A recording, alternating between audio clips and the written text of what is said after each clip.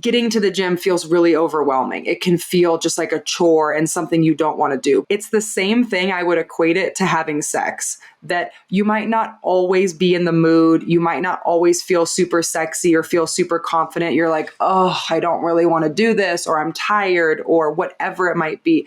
But if you just start doing it, I don't think anyone's ever, maybe, but I don't think most people would say, man, I really regret having sex. That was terrible. Like, usually you get going and you're like, okay, that was good. I'm glad I did that. It makes a bond, it makes a connection, whatever it might be. Same thing with going to the gym. Like, yeah, you might get in there and you're like, oh, I really don't want to do this. This is the last thing I want to do today. I'm exhausted. I'm this. I feel out of shape. I can't breathe, whatever. But then when you start, you're like, okay, I actually feel a lot better. In fact, I think I want to do that again tomorrow. And like, it just starts to get the momentum. What's up, everybody? Welcome back to today's show. You are in for a treat with Ashley Randall here today. Ashley and I have known each other for about a year at this point, and we get into a really wide-ranging discussion about fitness, about nutrition. No matter where your level is at, she's going to be able to serve you here on today's episode.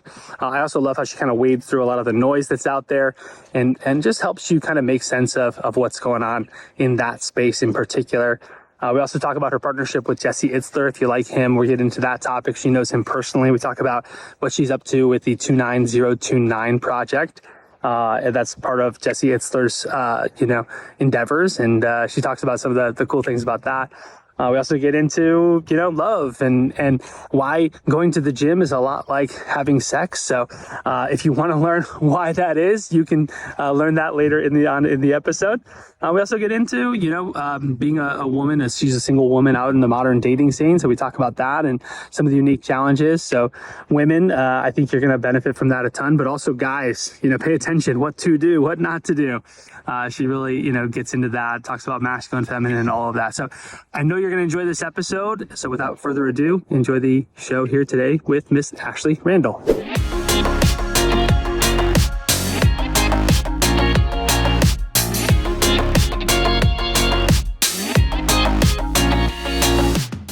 Hello and welcome back, everyone, to the Better Than Rich show. I'm your host today, Andrew Biggs, and I'm here with my special guest, Ashley Randall.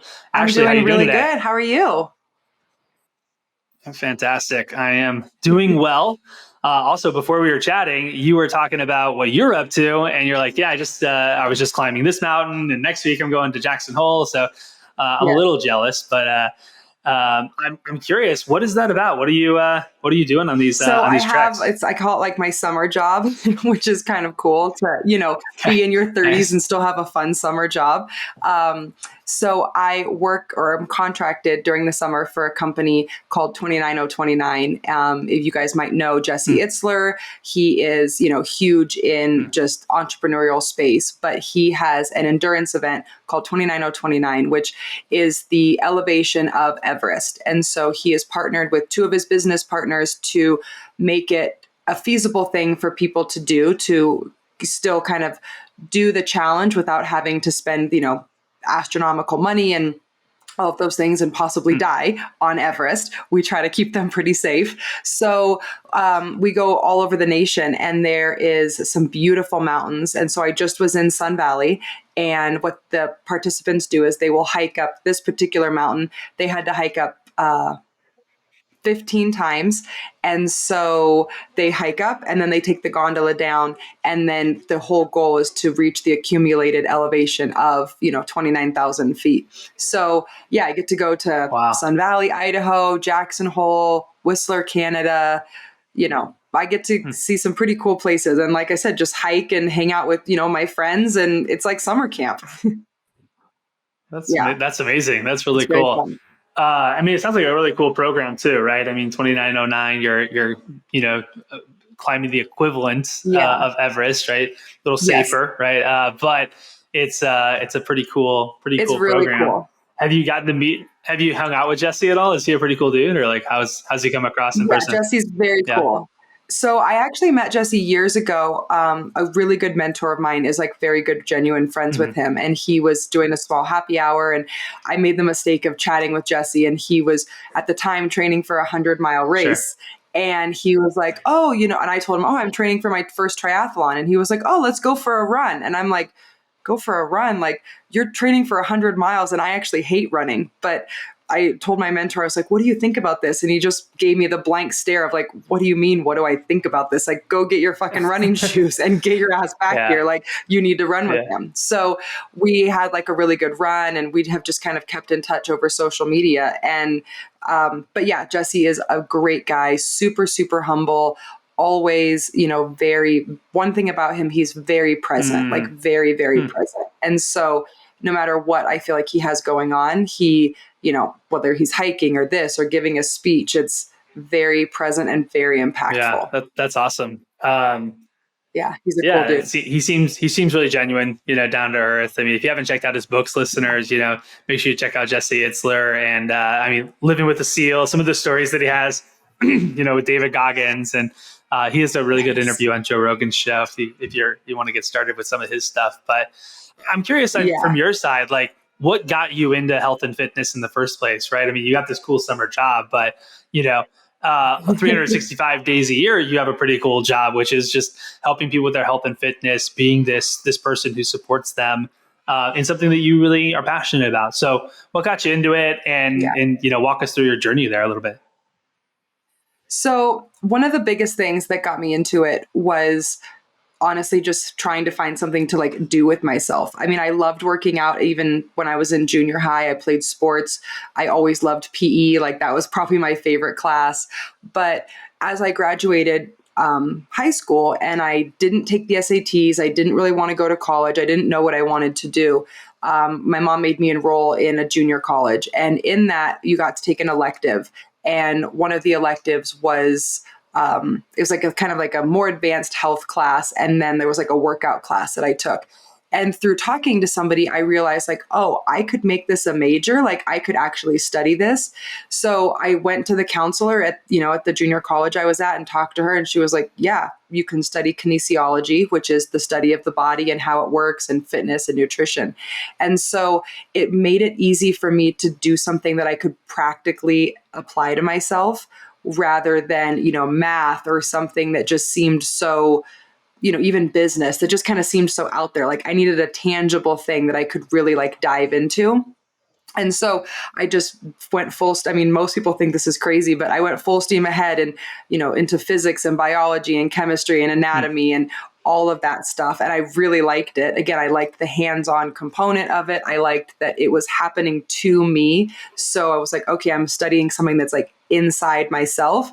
And then I just poured into that career. I transferred down to San Diego State, got my degree in kinesiology, and then just like from there kind of have done any and every job you can think of, from nutrition to training professional athletes to coaching CrossFit. I've run the gamut on all of it. Awesome. And it's interesting because, and I really want to get your take on this, but I feel like the space is so it's so noisy, right? Like, there's so much going on in health and fitness, and everybody's, got this plan and that plan. And it like feels like it moves a mile a minute. This person's telling me over here that I have to do this, and this person's telling me I have to do the exact opposite. And it's like, well, how do I decipher some of these things has been one of the biggest challenges that I think there's almost like a paradox of choice. There's a confusion around just, okay, what's the optimal? And then there's the other part of it. It's like, well, quite frankly, most people listening, yes, there's the optimal, but like, what if we just started with like the basics, and like, that's where like I really landed lately, where I'm like, okay, what if I just like didn't eat like, a trash compactor, and like I went to the gym most days, and like what I do there, like I'm not necessarily optimizing just yet, Ashley, full disclosure, but it's like, it whatever, I lost 10 pounds in a couple months. And it's like, maybe 3-6 months from now, if I, assuming I can remain consistent, then I can say, okay, well, I'm hitting a plateau. Maybe I, go hire a coach, or I go find something more serious, like a program. But it's like, totally. I don't know. That's just the whole context. I'm sure there's a question in there somewhere, but like, what comes up for you as I like throw all that at you? It's so crazy. And you are not alone in that. I work with so many of my clients that they just come with like this decision fatigue where it's like, they don't even know where to begin. They're like, I don't even know again, what program, what nutrition, what's good, what's bad. And honestly, I do think that some of the industry has kind of done that almost on purpose, like made it so overwhelming that you have to have a coach. But in my whole thing, it's like, do you really have to have a coach? Because to your point, even if we started with the basics, like just, hey, how about we get, 7 to 8 hours of sleep? How about we, go outside and we walk, at least 2 to 3 miles a day? How about, like you said, we don't just eat like we're a total asshole. Like, how about you just make some good choices? You drink some water, like those small changes, drink less alcohol, whatever. Those small changes can make such a big difference. And then you just like anything in your business, in finances, like then once you get the ball rolling, then you're like, oh, okay, now I'm ready to get an investment property. Now I'm ready to hire a trainer. Like now you're ready to move on rather than I have no idea where to start. So I'll just either do nothing or I'll do all of it. And I actually there was a woman the other day who's pretty well known in my industry, and she's a little bit older. I like in her like later 50s, and she, had a huge fitness career back when like all of the was videos and everything. And someone asked her a question on Instagram and was like, what do you think about like cycle tracking? So basically like working out based on your menstrual cycle. And her response, which I loved, was just like, that's bullshit. Just listen to your body and move accordingly. And I thought like, that's such a great answer, because again, we want to overcomplicate. What about intermittent fasting? What about like, how about you just do what feels good for your body and listen to that, not what worked for your sister-in-law's coworker's best friend. Like, Right. no, that's probably not going to work for you. That's great. I love that. And I think it's spot on, right? With like just kind of describing the space, and especially because ultimately, what are we trying to do? Yes, we're trying to like, what are some people's fitness goals, right? A lot of times it might be a little bit more short term. Hey, I'd love to look good this summer, right? And hey, I'd love to just feel confident with, for me with my shirt off, or for a woman in a swimsuit or whatever. So, just not be embarrassed, right, to take my shirt off, or for the woman to put on her swimsuit. These are kind of some short-term goals, but ultimately it's like really long-term. What are we looking for? We're looking for some lifestyle changes that's sustainable. And, a big shift for me was just like, okay, I don't want to feel sore, because like if I'm sore, then I'm not going to go the next day, and it's just going to spiral. If I don't go, then I'll just like eventually just land where my homeostasis is, which is not necessarily all that consistent. So, right, just full disclosure. So what's like, I don't know, what are some of the biggest things that you help your clients do, or that you see are like really practical ways to get started? And sorry if there's some background noise. You can hear my son screaming in the background, but apparently he's opinionated. But yeah, what would you say is like some decent starting points to help people, whether it is short-term or long-term, from your perspective? Yeah, that's a really good question. I think a couple of things that I like work with my clients on, and it's funny because a lot of times when people come to me, they're so conditioned to this like knee-jerk reaction of like, take everything out of the pantry. You have to start this. We're not doing this. And my whole philosophy is like, right, but is that realistic? Like, can you maintain that? And so I try to start them in what might feel a little bit slower, but is really more realistic. So again, rather than like no alcohol and I want you to throw everything away and I want you to, radically change your lifestyle, which you might be able to do for a week or two, but then you're not, and then you're going to just revert right back. So I think some of the biggest things that I try to encourage people, as you said, one is, what's the goal here? And I always tell people, I don't care what your why is. I don't care if your why is because, you want to get pregnant, or your why is because you want to lose 30 pounds, or you want to look better than your brother-in-law on vacation. Like, I don't really care what the why is, but as long as the why is strong enough for you to not let an excuse take it over, then you'll continue to show up. If you have a weak, if your why is just because literally just because, then any excuse. I don't want to get up this morning. My kid is sick. I want to have this alcohol, whatever it is, though the excuse takes that over. And that's actually, one thing that, one of the things that Jesse is really big on is like taking negotiating off the table with yourself. And I really, really try to apply that with my clients. And so really, I think in the beginning, when I work with people, it's much more about their mindset than it is about a radical, like physical or nutritional change. It's really like, why do you want to do this? And what are you willing to do to make this change? And when that little voice creeps in, are you going to negotiate? Are you going to say, no, not today, or okay, this, or no one's watching, so I'll just stop at 8, even though I should have done 10? Like, where's your mental fortitude in all of this? And how much are you really willing? Because once you can train that and you have like a strong mental connection with yourself, I think the rest of it just becomes who you are in your life. You're like, I don't cheat on things. I don't take shortcuts. I don't, negotiate. I don't take the easy way out. And so then you start to show up as that person, and you show up as that person in all areas of your life, hopefully. Yeah. How do you do that? Like, how do you cultivate that with somebody? Or, I'm sure there's some cases are probably easier than others, right? I'm sure there's some people who are really stuck in the mud, and they're committed to being, to having a negative mindset. But, Yes. For the people that you are able to support, what does that look like? What sort of, I don't know, how do you produce that result in them? So I actually take them through it's one of the first 2 or 3 modules in my program. I take them through, it's kind of like a manifestation, almost like a vision board, if you will, but I have them write out, maybe like a manifesto would be a better way to say it, where I asked them to write about it in the present tense. And so one thing, I'm sure and a lot of the listeners will know that like our mind is a really powerful tool. And so, for example, let's say you want to run a marathon. You've never ran one before. Rather than say like, I will run a marathon, I will get up at 5 a.m., I will train, I will do better, I really try to have them start at the most elementary level of already embodying that. And so, it could look something like, Ashley gets up every morning at 5 a.m. She eats a healthy meal. She, makes sure she goes outside and gets 5 miles in. She tackles her emails. Like, you're writing that as it's really happening.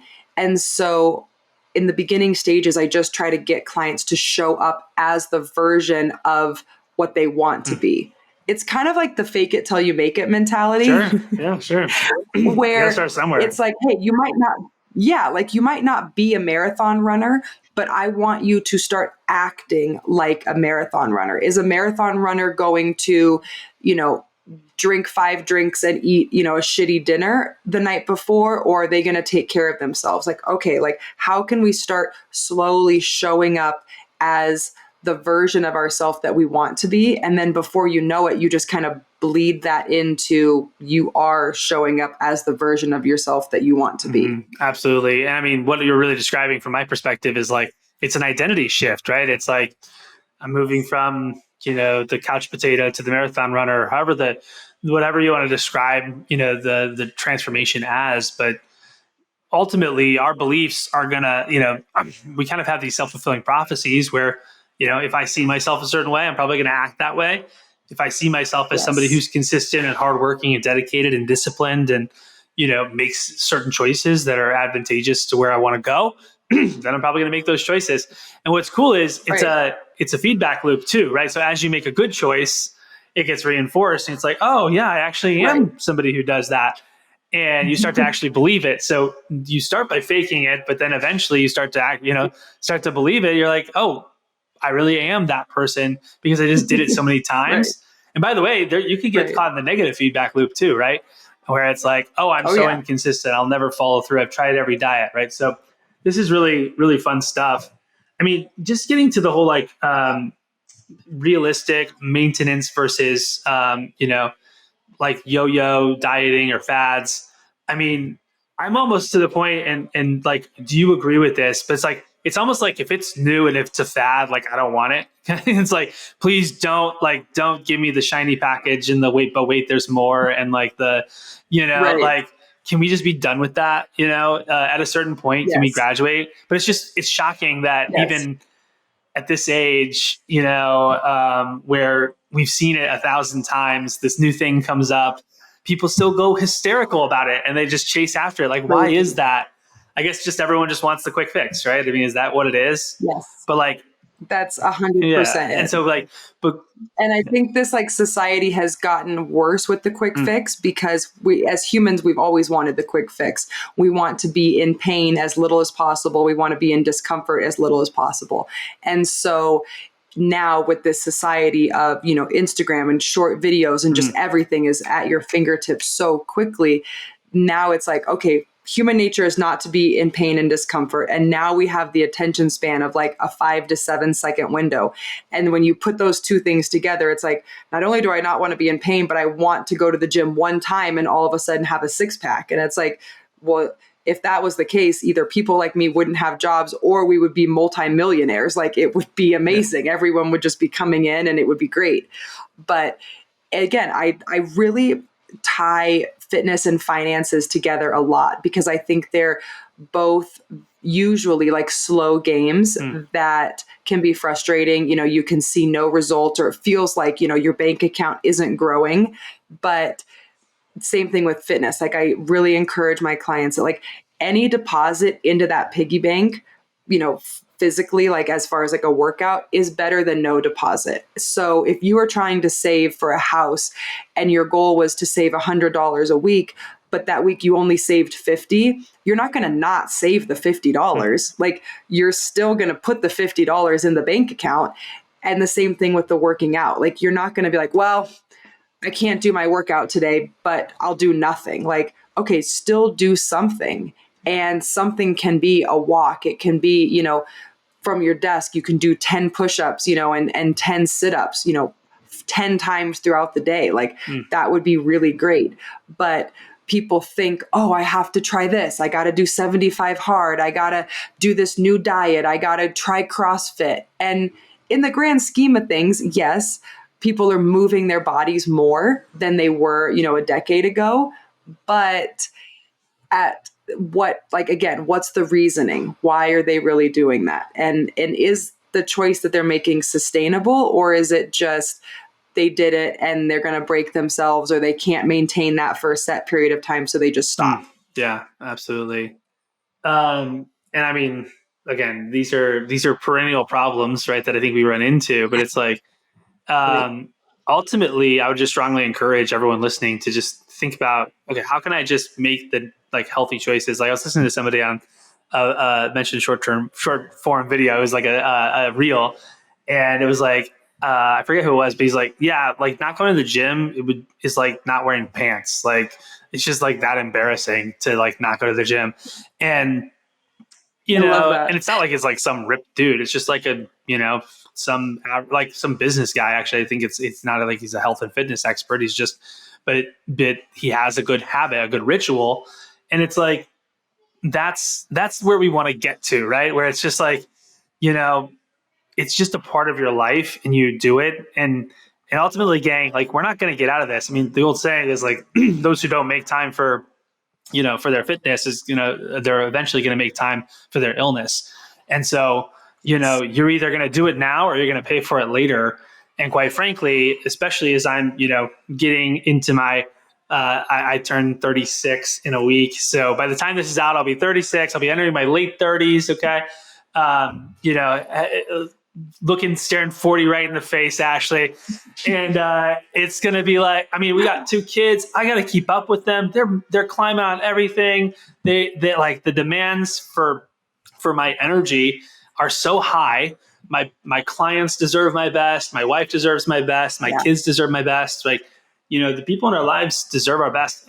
And one that maybe I've discounted in the past, like I deserve my best. Like I feel Yeah. better when I work out. And it's like that sort of idea where this is just like, yes, I'm going to be doing this pretty much every day. It might change, in form as if I get into my 60s, 70s, 80s, I'm probably going to be working out pretty differently in those seasons of Right. life. But why would I stop? Right.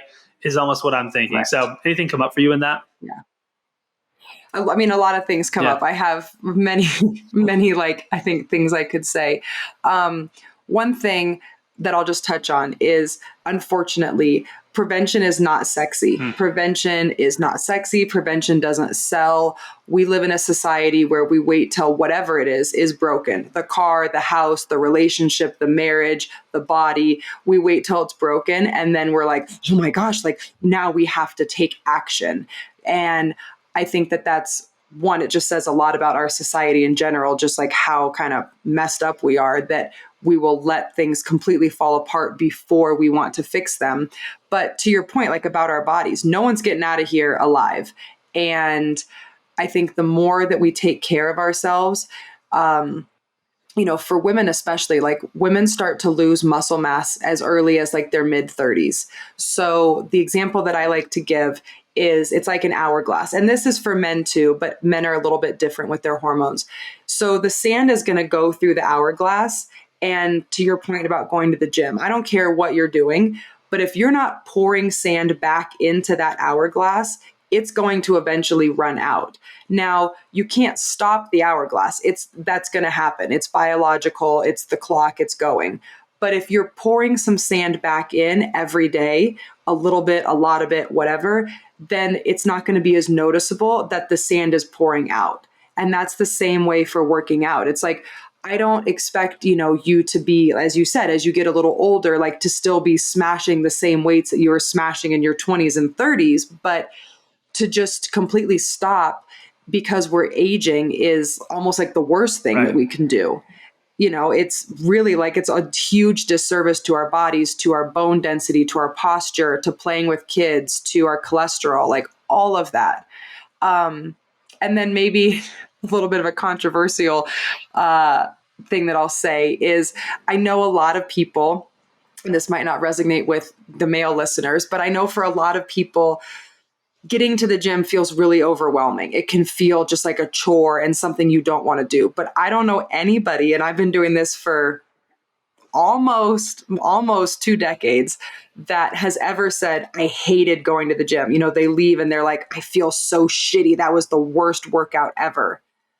It's the same thing. I would equate it to having sex, that you might not always be in the mood. You might not always feel super sexy or feel super confident. You're like, oh, I don't really want to do this, or I'm tired, or whatever it might be.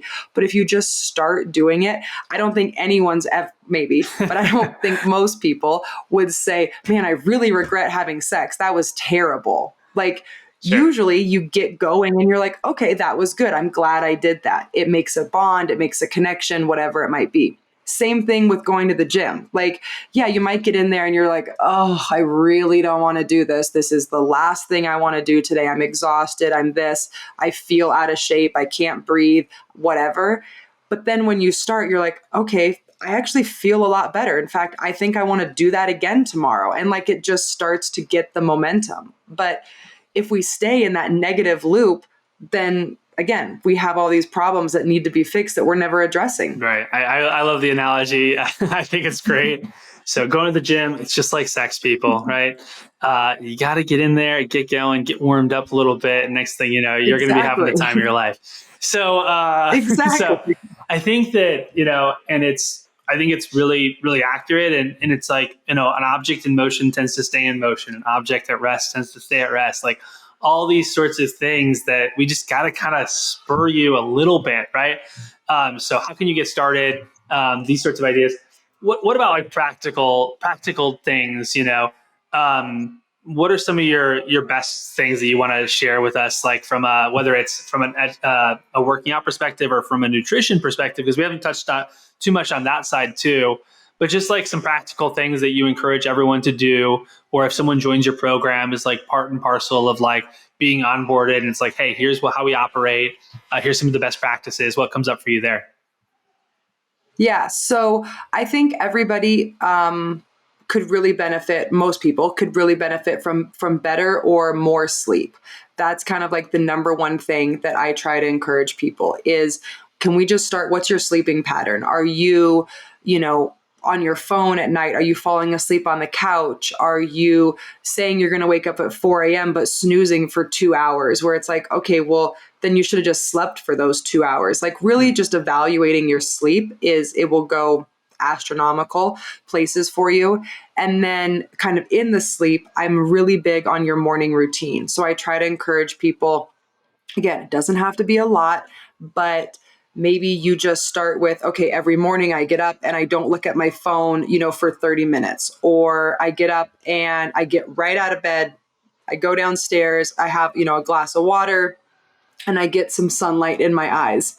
Those type of small things, as we said before, they make a really big difference because, to your point, a body in motion, then it's like, okay, then it's easier to start adding things in. Then you're like, oh, I am getting to the, point of where I'm waking up at 5. Now I can get to the gym, or I am going to bed earlier, or you're just starting these kind of very simple habits. So again, getting a better night's sleep. So having a better sleep routine, waking up in the morning with a better plan of the day, whatever that looks like, whether you get up and you meditate, you get out of the bed, but just my whole thing with my clients is just try not to half-ass stuff, And so, like I said, if you're setting the alarm for 4, but you're snoozing till 6, well, you're not doing either one. You're not getting up, but you're also not getting restful Right. sleep. You're getting woken up at 4, you're annoyed, and then you're like, oh shit, I'm going to go back to sleep. And yeah.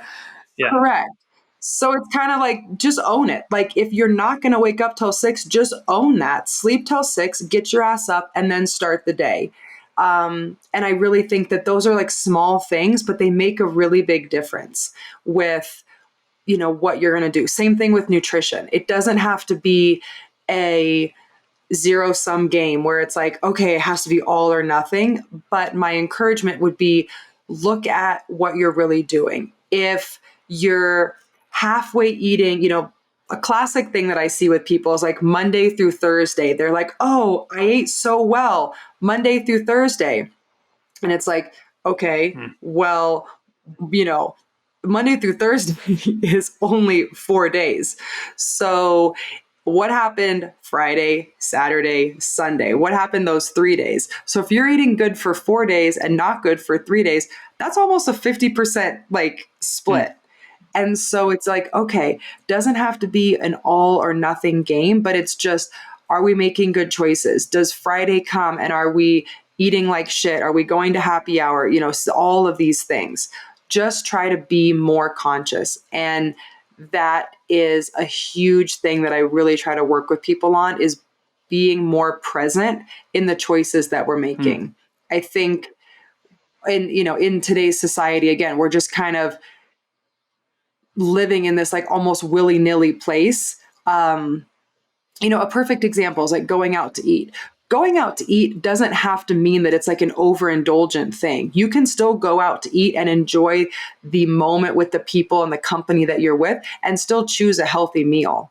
I have a lot of clients that travel a lot for business, and they're like, well, it's really hard because, we're having steak dinners and we're going here and we're this. And I'm like, that's an excuse. Like you don't have to indulge every single time.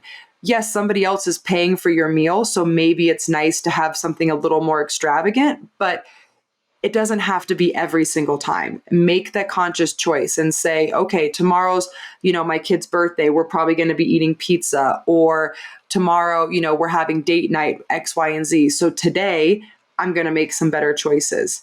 And I think a lot of people, they're just not present enough in their genuine life. They're just kind of going through the motions. Yeah, it's so good. And I mean, the fact that you started with sleep, I think is huge. I think that's just like where a lot of people's sleep patterns are probably not great. I mean, right now, just we have a 18-month-old and he's, insane in the membrane. Like we are just like,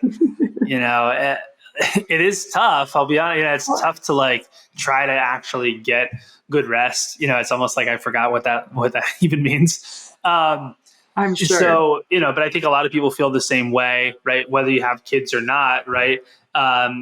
People are up on their phones, sitting in bed. Maybe you have this intention of going to bed at 10 o'clock or something, but you get in bed and then you scroll for 2 hours and, you're looking at blue light, the whole time, keeping you wired. You're overthinking. You're worried about your Yes. problems from the day or whatever.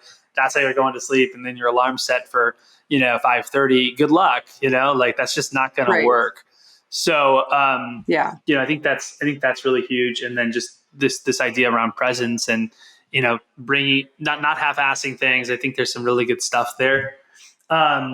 This is one of my favorite things that people will say to me is like, oh, I hate reading before bed because it makes me fall asleep. And I just like pause and I'm like, you hate reading before bed because it makes you fall asleep. I'm like, that is the exact thing that you should do then. Like if it makes you fall asleep, then do that. And to your point, otherwise, why are you sitting on the phone for 2 hours? Like if you can barely read 2 pages, then let's maybe do that and let our body shut down and just go to sleep than just, staying wired and stimulated by the next viral TikTok I see it video. with my son all the time because he's 8, our older one, and he has his iPad and we give him like 30 minutes a day, a lot of times at night or whatever, because he's just winding down and we're all tired anyway, so I can't entertain him at that point. Yeah.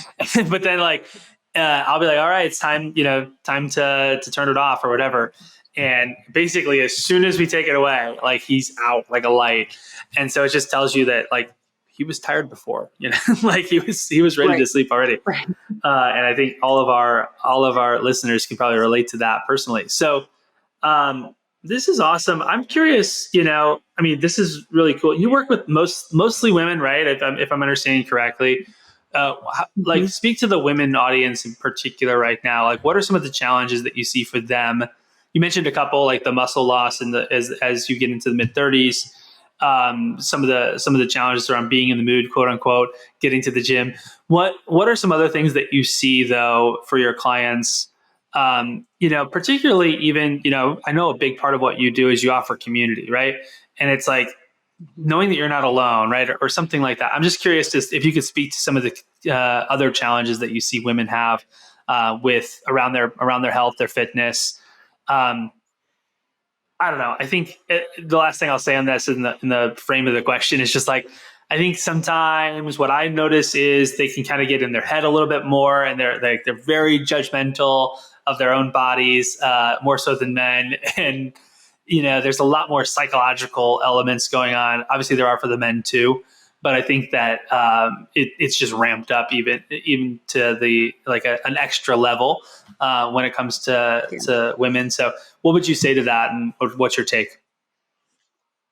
So I definitely think that it's, difficult being in this space. I mean, even as someone who has worked in this space for years, it can be intimidating. I mean, I remember my first job when I taught CrossFit or coached CrossFit it was hard because I had all the knowledge to be able to coach, but then you have these men that are coming in here and that are squatting and deadlifting 300 and 400 pounds. And so it's like, how do you gain their respect? How do you also take up space in that same space when they're, maybe looking at you like, what are you doing here? Do you belong here? And I think that this generation, kind of like our generation and the generation following us, is probably the first generation where females are truly taking up space in the gym, where they are going and they're lifting weights or they're doing CrossFit or they are following a program.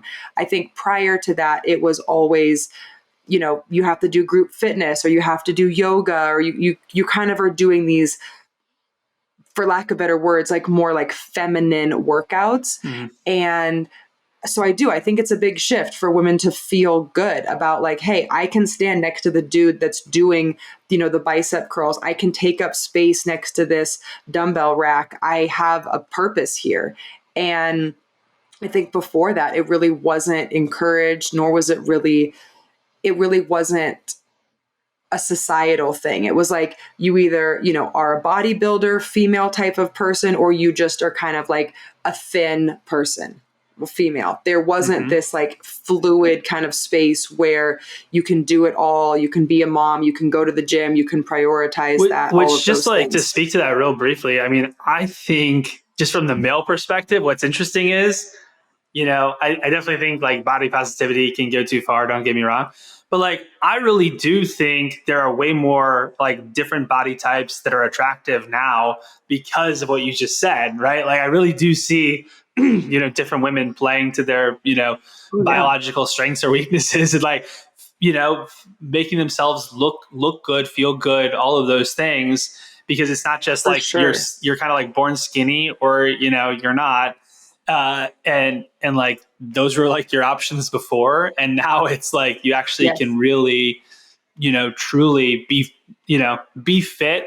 And not only that, like it's not exactly super healthy just to be some skinny string bean either, right? Like you need to have some right. muscle, especially as you begin to age. So this is sorry to interrupt you, but I just wanted to reflect that because I think it's No, accurate that like women are much more assertive in the gym now. And I think it's because of people like you, right? Quite frankly, teaching them how to do it and feel confident with it. I hope so. I mean, I really hope so. I think that's kind of what would be my biggest mark that I would like to leave Mm. is that there is a space, again, like I said, between being super jacked and kind of this like female bodybuilder idea that we kind of had from the 80s and the 90s to just like the super thin, they call them like the almond mom, where Mm. like you're not eating and you're just drinking like diet soda all day. And I think Yeah. there's a big difference between that. And my whole thing, that I will kind of just preach forever is that you can lift very heavy weights. I mean, I'm constantly in the gym lifting a lot of weight. And as long as you know what you're doing or you're working with a coach, you're not going to get, big and bulky. And I think that's one thing that I would really just hope that any of the females listening here can take away from that. I say it in a little bit of a crass way, but it's almost like an insult to the women that are bodybuilders because they have to work so hard. So, like, the fact that you think that, like, lifting a little bit of weight or doing, some squats is going to make you bulky is almost an insult to how hard and how much food and how much dedication these men and women have to put into getting to look like that. That, like, for you to think, like, oh, well, I don't want to lift heavy, like I might get bulky. Like, no, let me tell you, like, Yeah. that is a full-time job for those people, who want to look like that. Mm-hmm. And there is a whole spectrum of, to your point, physiques and strengths and things that you can do, and even just benefits to balancing your hormones, to having, better bone density, to feeling more confident, knowing that, hey, I might not look, I had a client who had just turned 40 and she was like, okay, I don't necessarily like look the way that I like envisioned that I would look, but her whole thing was she knows that she almost like can't look any better. She's like, I have worked so hard. I have really dialed in my nutrition. She's like, I am so strong and I'm so confident in how I look that even if it's not this like image that I painted in my head of like, oh, I'll have a six pack and I'll have this and my shoulders will look like this and like that. She's like, I am so happy and confident because I know like I am my best version of Mm-hmm. myself. And when women get that, it's honestly amazing. Like they're better mothers, they're better, at work, they have more confidence, like they carry themselves differently. Like all of that stuff really affects you more than just aesthetically, like, oh, I just want to have nice triceps. Like, okay, but again, kind of going back to the journey of like, what does having nice triceps, what does it take to have nice triceps? And what do you have to do, to have that? I mean, that's a silly example, but it's it's the same thing. Mm-hmm. Like, okay, if you want to have nice legs or a nice butt, what is what does the work look like to have or to maintain those things? That says more about you than the aesthetics of what you gain from doing it. Yeah. I personally Right, think. right. The benefits, the aesthetics is a cherry on top, right? Quite frankly, if you're doing it right, in my opinion, I'm sure there's some people like out there, and you see them in the gyms who are just, shallow as can be, and just, their entire life is just wrapped up in lifting weights. But hopefully that's not you if you're listening Yes. to the Better Than Rich show, right? So, and I love what you're sharing there. This idea of like, okay, I can't look any better, and it's like if we have a mature, approach and understand that, like, okay, yes, I want to look good. I want to be confident, but like, I don't need to wrap my entire self-worth in my appearance. Then you should be really confident. You should love that, like saying that about yourself. You should be really proud For about sure. that. And to your point about like it being insulting to the bodybuilders of like, okay, you lifted some weights and it's bulky. It's like, I think someone came up to Arnold Schwarzenegger one time. It was like, man, I would never want to look like um, and his response was, don't worry, you won't. Yeah, It's like, exactly. Like, but it's so true. It's like, yeah, you will never will. yeah, Like, you will never look like this. Yeah. So it's correct. kind of like, okay, good. You don't want to look like this. You couldn't Yeah, anyway. exactly. You don't have what it takes. It was like an insult right back to him. But the truth is, like, it's it takes a lot of work to do that. It takes a lot of work just to Yes. maintain some things. Like, what is maintenance? Right. What is it, like 3 times a week? You would say probably, like, going to the gym. Is that maintenance Yeah, or? I would say like 3 to 4 times a week Mhm. doing progressive overload. Sure. I think that's one thing that is really important for men and women to understand is that, if you're not seeing any changes, if you've done something for a long time and you're like, well, I'm not getting any stronger or faster or leaner, then maybe what you were doing in your 20s and 30s isn't working. We need to shift it. We need to, dial it in a little bit more, but it doesn't have to be a slave. That's Mhm. again why I kind of said like the sleep thing, because to me, sleep and nutrition are hands down more important than working out. I think working out is crucial for the stress that it puts your body under, even mentally. Like Mhm. when you can tackle a really tough workout, it prepares you to tackle other really tough things in life, not necessarily physical things, but just mental things. But most people, unless you're a professional athlete or Michael Phelps, you're probably only working out an hour a day. But the sleeping, again, hopefully you're doing that 7 to 8 hours. The eating, you're doing that, as much as you're awake. So where can we get the most bang for our buck? Killing yourself in a 1 hour gym session and then not sleeping and eating like an asshole all day is never going to outweigh the 1 hour.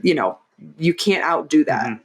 That's great. A lot of people say like, oh, I think I'm overtrained. I think I'm this. Like I'll hear that sometimes. Like, I think I'm just training too much. I'm like, no, it's almost impossible, again, unless you're a professional athlete, to be overtrained. Most people are under recovered. Mhm. They're undernourished. They're under recovered. So it's not that you are just overtraining. You're under taking care of yourself. And then that's where you run into some negative results. Sure. Well, that's awesome. I'd love to like ask you a couple personal questions if you don't mind. I mean, if I understand it Yeah. correctly, are you bilocational? Is that correct? Do you live in two places? So you have a spot in Denver, a spot in California. Is that right? Yes. So I don't have, I'm not that ballin' yet. I'm not Got it. quite, but I don't have like a secured spot in San Diego. But yes, for the last 2 years, I have So you go back and lived forth. a chunk of time. Yeah, Sure. I've lived a chunk of time in both San Diego. That is my home. But I'm kind of testing the waters out here Is in there a Denver. reason to that, or like like walk us through that? And I mean, because it's kind of cool. I think a lot of people would kind of enjoy that. So maybe like I don't maybe the logistics of it, but more importantly, just like why do you do it, or why is that important to you? Yeah. So it was in San Diego. I had a great career. I trained men and women in person, and I loved it. I really, truly loved it. I had a really great community there. But I eventually got tired of trading dollars for Hmm. hours. And I knew that if I stayed there, it was very much in my comfort zone. And I just kind of have always had this calling to Denver. And I thought, you know what? I want to try it. I'm born and raised in California. We'll see what happens. And so I scarily transitioned my business all online. And that's why I only work with women now, just because it's easier to have a single program. And I came out here and I was like, oh, wow, like I didn't really expect to like it as much as I liked it. And so that kind of scared me. I was like, wait, I'm not really ready to leave California. So I kind of reevaluated, went back to California for a little bit. But I think one of the big reasons for me, and this is something that I've said so many times to people, and I hope that people listening can maybe evaluate this in some area of their life, is in San Diego, I was never lonely. but I was often bored. I had lived there for so long. I had done so much. It seemed very easy and comfortable and monotonous, but never lonely because I knew so many people.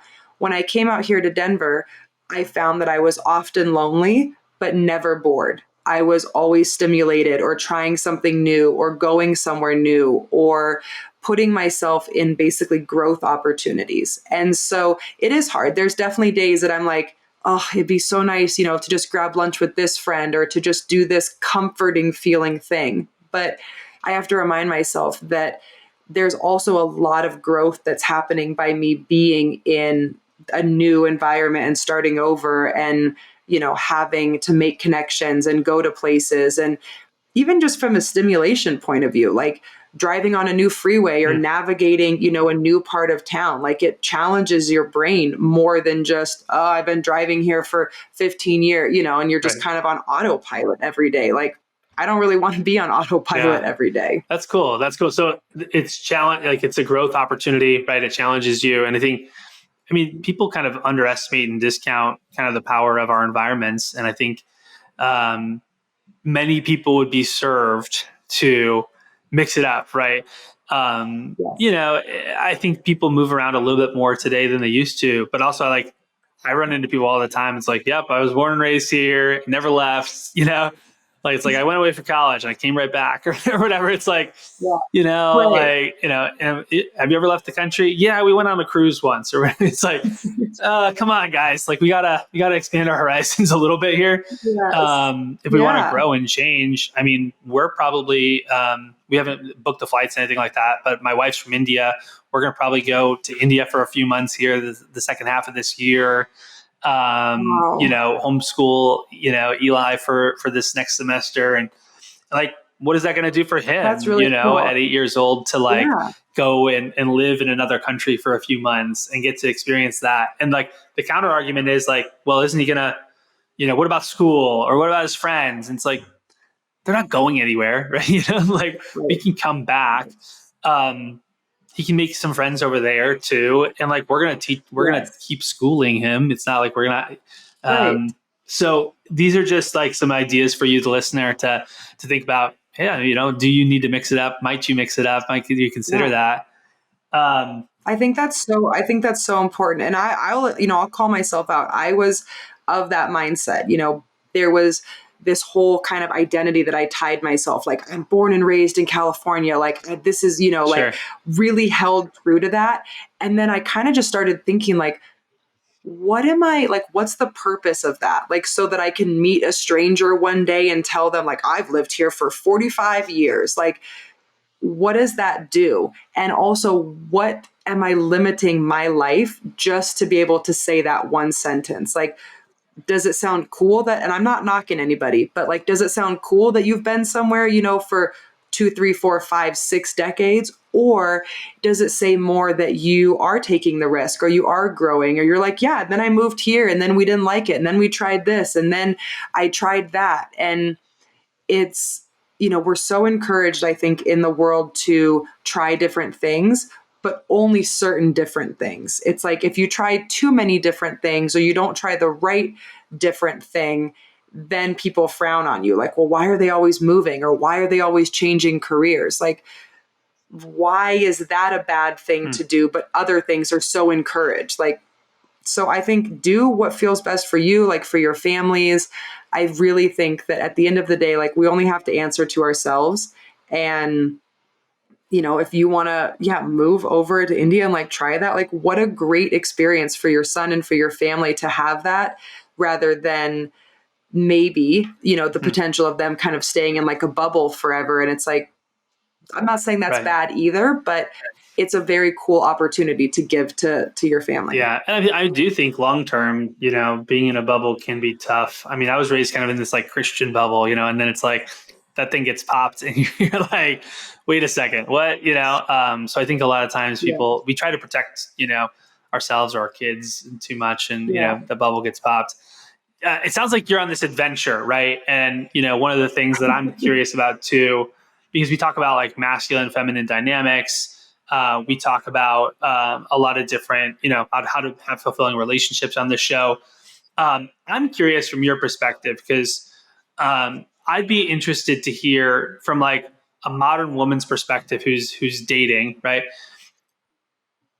What's it like? Because like I can have my hypothesis over here, but like I found my wife and I, we weren't married yet, but like we were already dating when like Tinder came out, like, or like, so it's like I never got into the whole like swiping right thing. One time my friend was on it and I'm like, let me see the phone. I'll let me swipe for you for like, 10 minutes. This could be kind of fun. Right. But like, that's my experience with dating apps. So it's like, what's it like? How did, it seems like it's the Wild West, it seems a little crazy out there in the streets.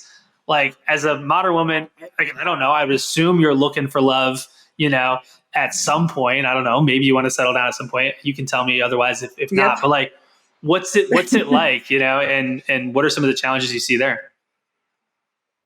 It is the Wild West out Yeah. there, and it is crazy. And it's funny you say that about the whole like Tinder, Hinge, whatever thing, because I think it's always fun for the person who that's not their reality. Sure. The person in the relationship. I have a couple friends, and I actually had a girlfriend that put me on Hinge a couple months ago, and she was like, "I'm going to do this. We're just going to set it up." And I'm like, "Okay, this is fun for you."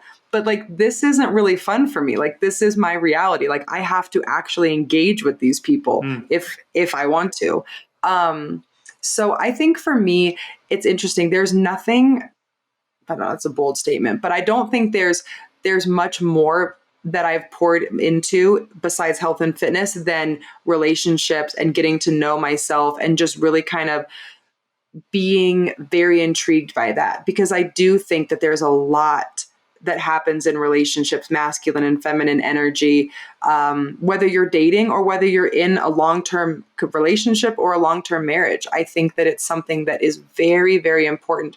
If you haven't looked at it or evaluated it or talked to your partner about that, I think it can be almost a game changer to have those roles be, I don't want to say set, but just to kind of have a role. I was raised by a single mother my whole entire life, so I never had a traditional masculine energy in my life or masculine figure.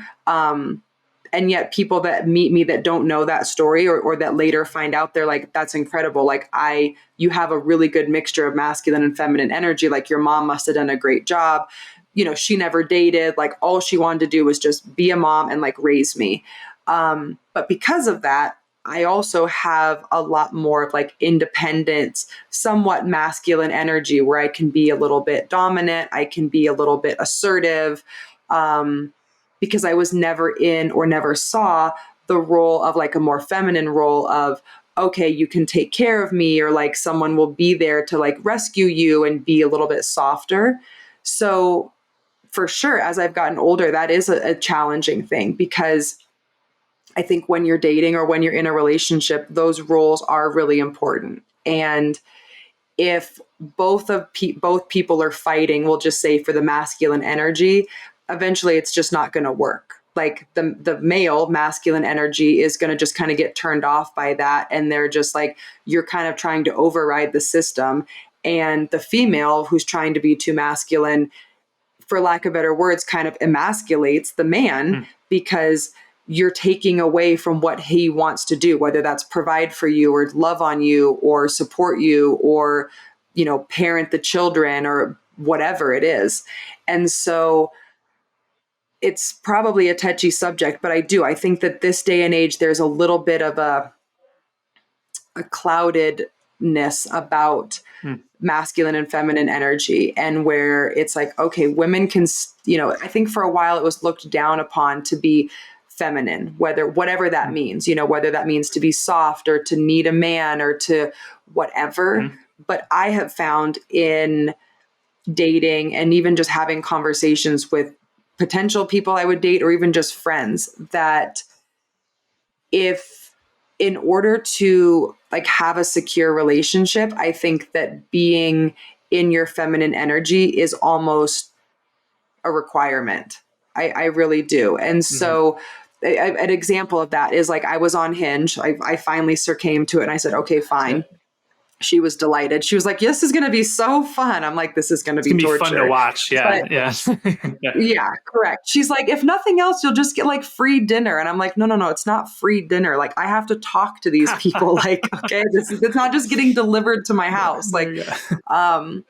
but there was a couple people on there that, again, and I don't know what the shift is. I'd have to like dive deeper into that. But there was a couple guys that were like, okay, here's my number. If you're interested, let me know. And because of like the work that I've done on myself, that was almost like an immediate turnoff for me, because I'm thinking, okay, I want to be with someone who is assertive, who can let me stay in my like more feminine energy. But if you're putting, for lack of better words, the ball in my court, one, I don't know if I'm even interested enough to reach out to you. But two, I don't know if I like that quality. I don't know. And again, I think it can get really blurry of someone like being too, dominant or too forceful. But I think it's nice to know, like, okay, hey, this person's interested in me. They're asking this, they're initiating. They would provide for me, they would take care of me.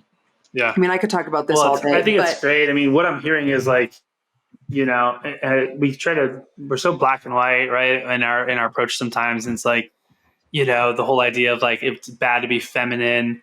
That oddly, like that's the message that women are getting, and men are getting, the exact opposite, which is bad to be masculine. So then it's like, we're asking women to be overly feminine. We're asking men, or masculine. We're asking men to be overly feminine, and nobody's happy, right? But what I'm hearing you say is like, you can be this strong, independent, individual person who's like assertive and ambitious and pursuing your career and all these sorts of things, and also not emasculate your man in the process, and make him your little bitch who's like you just snap your fingers and he's expected to do what you say. And I think there's some really cool dynamics there, and it's just good to hear like, yeah, guys, don't be overly passive, right? I mean, if you're you gotta embody what it means to be a man. And I think people, probably some of the guys are a little gun shy, to be honest. Like they probably got, burned, or they've been absorbing these messages. And this isn't just for dating. I think this is, maybe even more important in the context of long-term relationships, because it's like that spark can be lost. And it's like, well, what happened? Well, you both kind of reached that like homeostasis point where, there's no polarity. And then, you're both kind of this like gender neutral, sort of energy that's going around. And that's how you become, roommates instead of lovers. So it's really interesting. And I think a lot of people, they like anything, like we talked about, I think they kind of overcomplicate stuff. But if we think about it from just like a biological point, caveman days, where it's like, okay, the man's job is to provide, is to go out and to hunt and to gather and to keep like a stable environment for the female. And I think in order for the female to stay, and I'm not saying this in modern day, but in order for the female to stay back and to take care of the family or take care of the cave and the kids, she had to know that he would go and do those things. She's not nagging him. She's not checking in on him. She's not like, did you do this? Did you hunt properly? Did you do, like, she just trusts, okay, I trust you that you're going to go do these things. And because you do these things, it allows me to stay in this place. And I think to your point about even being married, like, if that shift happens and the loss of respect or the masculine energy is shifted away from the man, then the woman no longer feels safe. And so she can't rely on him anymore. She doesn't trust that when he says, even something simple, when he says he'll make dinner plans, that he's going to, make the reservation or plan the date. So if the woman doesn't feel safe, then her immediate next instinct is, I need to protect, these babies, this young. So you're not providing for us. So now I have to go into like mama bear mode. And again, that's where like the whole thing clashes, where it's like, well, you're not doing what I need and you're not doing what I need, but I don't feel safe. So I'm trying to make myself feel safe. But by doing that, I've now taken away your ability to provide and make us feel safe. And then I think, I mean, I'm not married, but I Yeah, think that's a pretty that's a slippery very slope. common dynamic. Yes, absolutely. Yeah. Well, this has been so much fun. We always actually ask our guests 3 questions towards the end of our Okay. shows. The first one is, I'm curious from your perspective, what do you think the world needs most right now? I think, oh man, that's a tough It's a big question. one. I think what, yeah, it is a big one. I can't solve all the world's problems. I think the world needs a little bit more self-reflection, maybe, Hmm. and maybe just, this might be a little controversial, but I think just kind of staying in your own lane. Hmm. I think the world needs a little bit more of just kind of staying in your own lane and worrying about what's best for you or for your family, and not feeling like you need to have a say in any and every single thing that's going Hmm. on. So, yeah, I would just say a little bit more, maybe humility, Sure, sure. and just kind of like, all right, let's just worry about us and worry about what, to your point about, moving to India, like not worrying about what other people might think or say. Like, we're just going to focus on what's best for us right now. And the naysayers and the people that have opinions or disagree, let them just kind of fall by the wayside. Right, right. Um, so given that, I'm curious, what's your opinion on the war in Ukraine? No, I'm just kidding. It's like, Yeah. Like, yeah, no, it's like everybody has to have an opinion about everything these days. It's like hilarious. Like, it's everything. like, Right. people were like vaccinologists, 1 month, and the next month they were like yeah, Oh, foreign policy right. experts. And you're like, what the hell are you guys talking about? Like, you sell shoes on the internet or something. Like, just shut up and sell the Correct. shoes. I'm like, Uh, I didn't know you were an expert in that. Okay, thank you for telling right. me. Yeah. Well, no, I appreciate that. I tend to agree. So thank you. The second question is, what books, like what 1 to 3 books do you think people should check out that have been impactful for you in your life?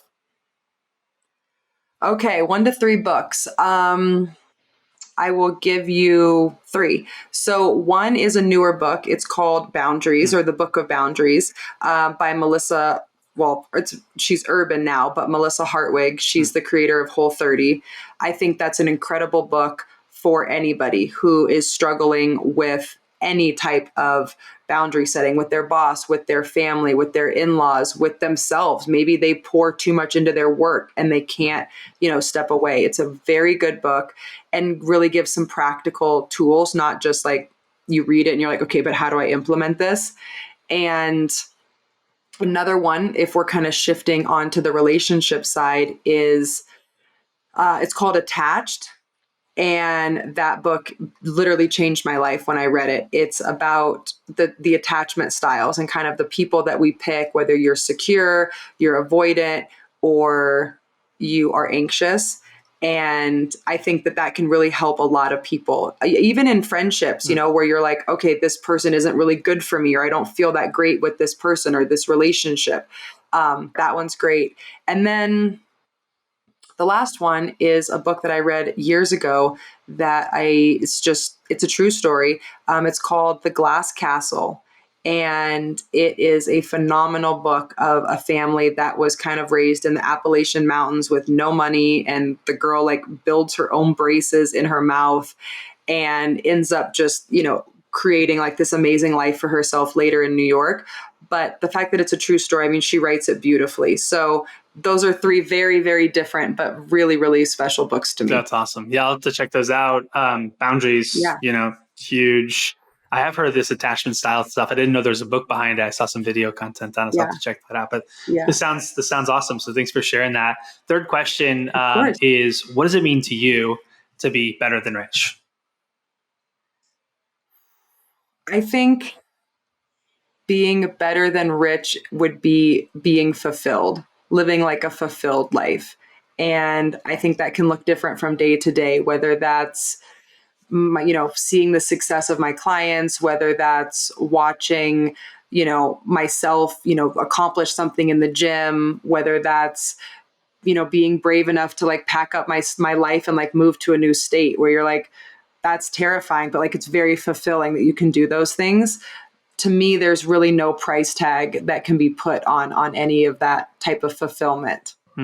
Awesome. Thank you for sharing that. This has been an awesome conversation, Ashley. Thank you so much for your time. I'm curious, I'm sure there's listeners out there who want to stay in touch with you, who want to follow you on your journey, who maybe want to hire you, or at least jump on a call with you or check out what you're up to. Where can they learn more? So the best place to find me is on Instagram. That's pretty much my main hangout place. So you guys can find me at Ashley Randall Fit. That's where I hang out. That's where you can find like links to my programs, that type of stuff. Send me a DM. We can hop on a free call, just do like an intake. But I have a lot of free content over there and just some good information. So that's the best place to find me. Oh, and my podcast. You can come on, you can listen to my podcast, which is Smash Talk. That's right. You check her out. It's great follow, great content. And Smash Talk is really fun too. She gets in the weeds and a lot of cool stuff. So if you enjoy Ashley, this conversation, her vibe, her style, check it out. What I would just reflect is she's really highly personalized with whatever you're up to.